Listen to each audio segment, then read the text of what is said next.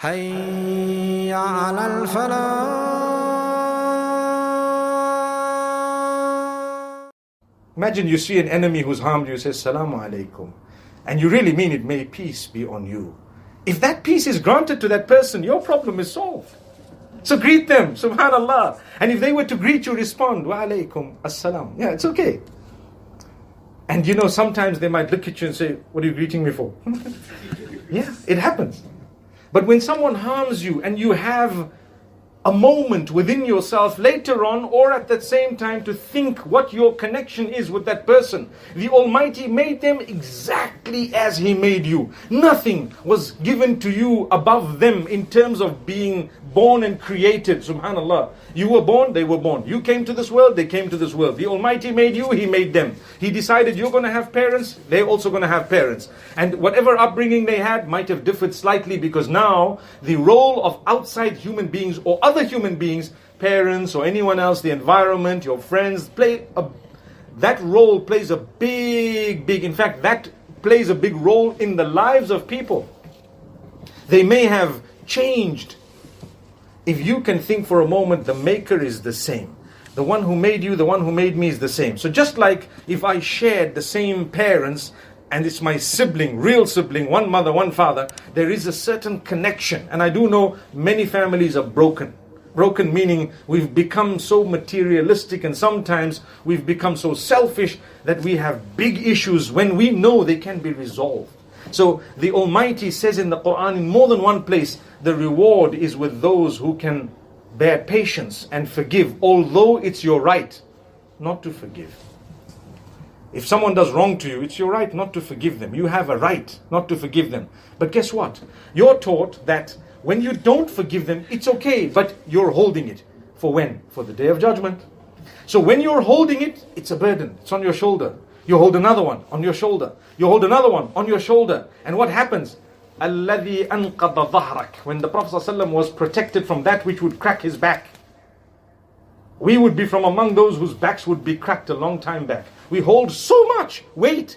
Learn to forgive. When you forgive, you've actually released yourself before everyone else. I promise you, you've released yourself. And people say, this one, I'm never going to forgive them. Never. Impossible. If only you knew what they did to me. Do you know what? If they owe you £1 million, please, you don't need to forgive them for that million. You can keep on asking it from them. Perhaps you might get it from their inheritance. May Allah grant us ease. But you can forgive to say, listen, it's okay. I will keep on following it, but I hold no hatred in my heart. Because your heart should be so valuable that there shouldn't even be a single spot where hatred can rent. There's no space in my heart. No space in my heart for a spot, or no spot in my heart for hatred. No spot of hatred in that heart. It's too expensive. It's a small heart. There's a lot supposed to be in it. Let it be positive. It is difficult to look at people who've harmed you with a positive eye. The day you do it, you'll feel the contentment. You'll feel the contentment. Release it. I know of a brother who was owed $500,000. One of his friends robbed him. Straight robbery. And I told this brother many years ago, my brother, Allah will give you more than 10 times what was taken away from you. That's the promise of Allah. Yes, you may keep the claim, hold the claim, but just release it in your heart. Say, look, you know what, if it comes, alhamdulillah, I'm going to pursue it. Not like I'm not. You could pursue it strongly as well, but with respect. And don't hold it in your heart knowing that, you know what, Allah's going to give me. I promise you, the brother today has more than the 10 times that I had told him, because obviously Allah is even more merciful. I know of brothers and sisters who have lost things in their lives. I give you one example. Several years ago, I met a brother at the Johannesburg International Airport. He told me, I'm going for Umrah. Please pray for me. My entire business was burnt. Totally burnt.